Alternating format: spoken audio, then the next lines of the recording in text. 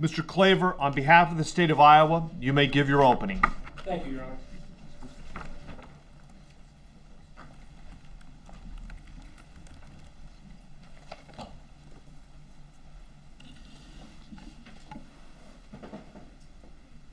Mollie Tibbetts. This case is her story. This case is the story of Mollie's disappearance and the story of Mollie's murder. Mollie Tibbetts was 19 years old, going into her sophomore year at the University of Iowa. She was home for the summer, and home for Mollie was Brooklyn, Iowa, a town of about 1,400 people in Poweshiek County. Poweshiek County is located about midway between Des Moines and Iowa City. And on July 18th, 2018, Mollie was house sitting for her boyfriend, Dalton Jack, and his brother, Blake.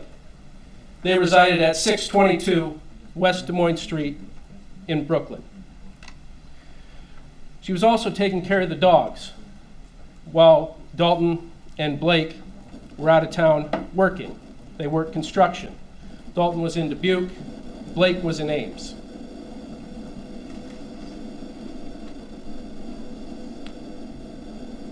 Mollie was an avid runner, and she ran cross country and track in high school.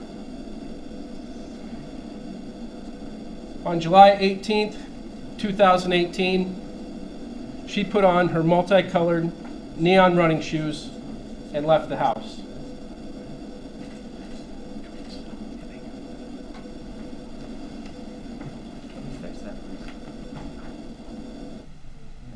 Sorry. Go ahead, Mr. Claver. Sorry about that. It was customary for Mollie to run in the evenings, and that's what she did on July 18th.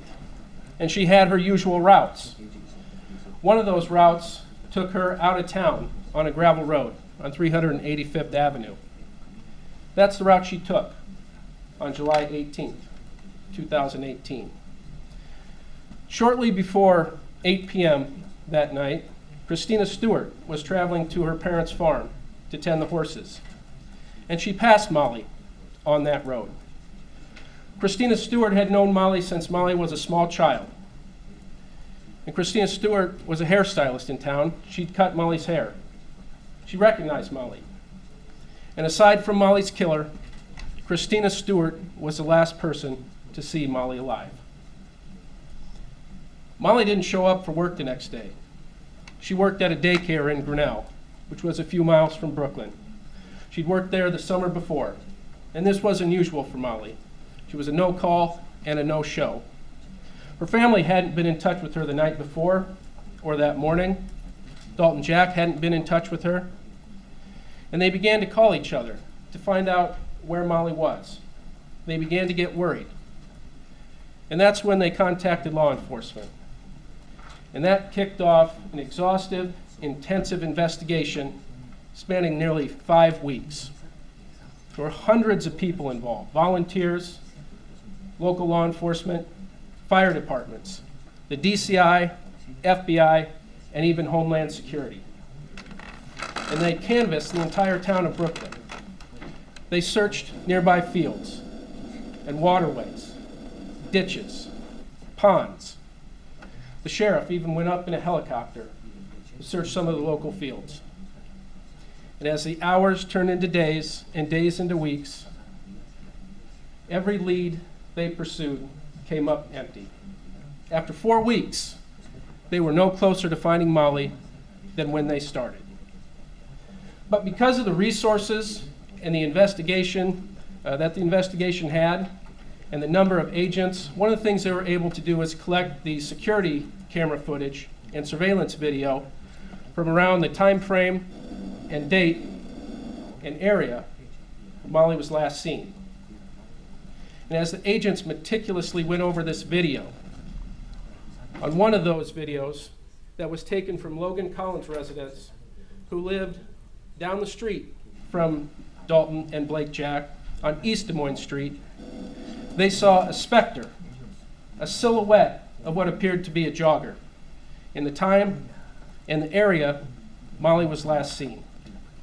As they scoured that video for any other clue as to Mollie's disappearance, they noticed a certain vehicle appearing again and again and again on that video. It was a black Chevy Malibu. Now, that's a common make and model, but this one was unique. This vehicle had non-standard rims, it had chrome door handles, and it had chrome mirrors. And shortly after this vehicle was identified as a vehicle of interest in the case, Poweshiek County Deputy and Investigator Steve Kibbe was driving home on Interstate 80 when he saw a black Chevy Malibu with the chrome side mirrors. So he followed that vehicle and he approached the driver when it stopped. The driver didn't speak much English, and so he had the help of a neighbor to speak to the driver.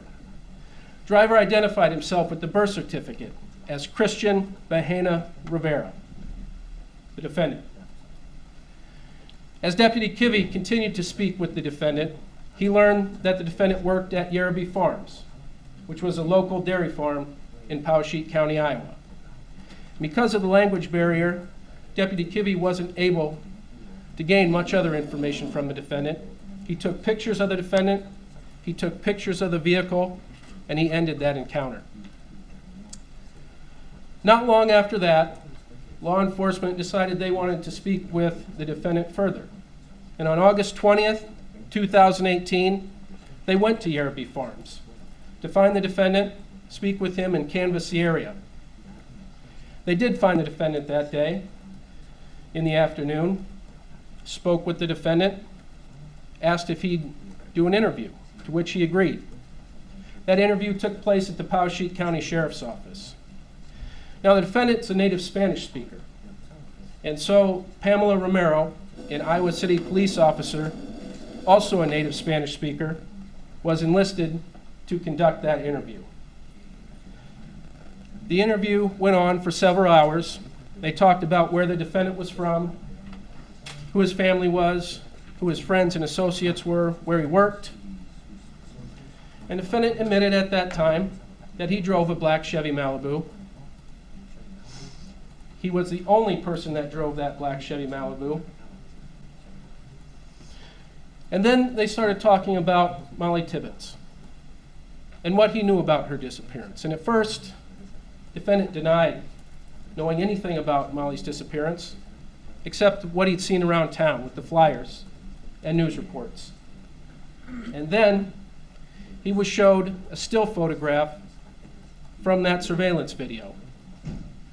It was then that the defendant relented on his story, and he admitted that he had seen Mollie the night she disappeared. He admitted that he found her attractive, that she was hot, in his words. And he admitted after he saw her the first time, he circled back to take a second look. Early in the morning, on August 21st, 2018, Deputy Kibbe, Officer Romero, and the defendant went to a cornfield off of 460th Avenue, 2478, in rural Poweshiek County, near the Poweshiek County and Iowa County line. This particular field had a gate and a long, grassy ingress or drive that stretched more than 50 yards into the corn. Defendant was interviewed again at that location, and it was there that he made further admissions. He admitted that he'd seen Mollie the night she disappeared, July 18th, 2018. He admitted that he followed her, that he got out of his car. He admitted to jogging to catch up with her, that he wanted to get close to her. He admitted that Mollie didn't want to have anything to do with him, that she threatened to call the police. And he admitted he became angry at that time. He admitted to fighting with her. And then he says the next thing that he remembers, he's driving in his car, the Malibu, and he notices Mollie's earbuds. And he remembers that Mollie is in his trunk. He admits taking Mollie's body out of the trunk. He admits seeing blood on Mollie's body and neck. He admits putting Mollie over his shoulder. And he described the body as someone who had fainted. He admitted taking Mollie into the field, placing her face up, and putting corn stalks on her body, and then leaving. Law enforcement searched the field off of 460th Avenue, and they found a body, decomposed beyond all recognition, wearing multicolored neon running shoes. An autopsy was done of the body. Identity was confirmed as Mollie Tibbetts. Body was examined and determined that Mollie had been stabbed anywhere from 7 to 12 times in the chest, near the ribs, in the neck, and in the skull. The medical examiner determined that the cause and manner of death was homicide by sharp force injury. The defendant's vehicle was searched, the Chevy Malibu, and blood was found on the trunk liner and in the trunk. Analysis was done of that blood, DNA analysis, and it was matched to the DNA taken from the body. It was Mollie's blood in the defendant's Chevy Malibu. Ladies and gentlemen, this is what I expect the evidence in this case to show. And when you go back in your deliberations, I'd like you to focus on the three primary aspects of the state's evidence that point to the defendant as Mollie Tibbetts' killer. The first is the video that shows the defendant's black Chevy Malibu in the time and the area where Mollie was last seen. Combine that with the defendant's admissions that he was the only one that drove that vehicle and that he was alone that night.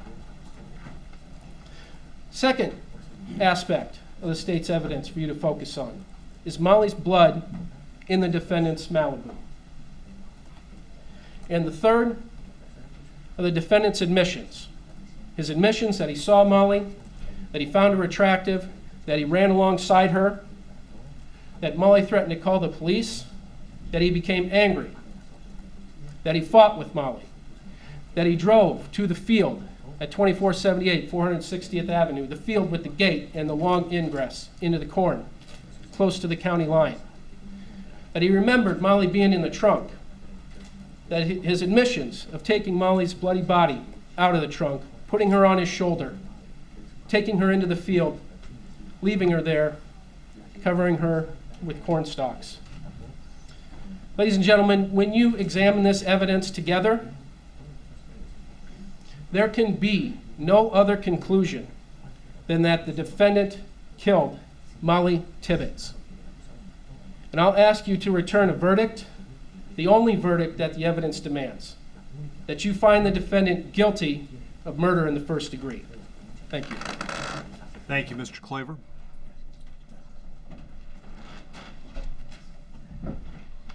Does the defense elect to give their opening at this time? Your Honor, we will defer our opening to the conclusion of the state's case. Thank you. Record will so reflect.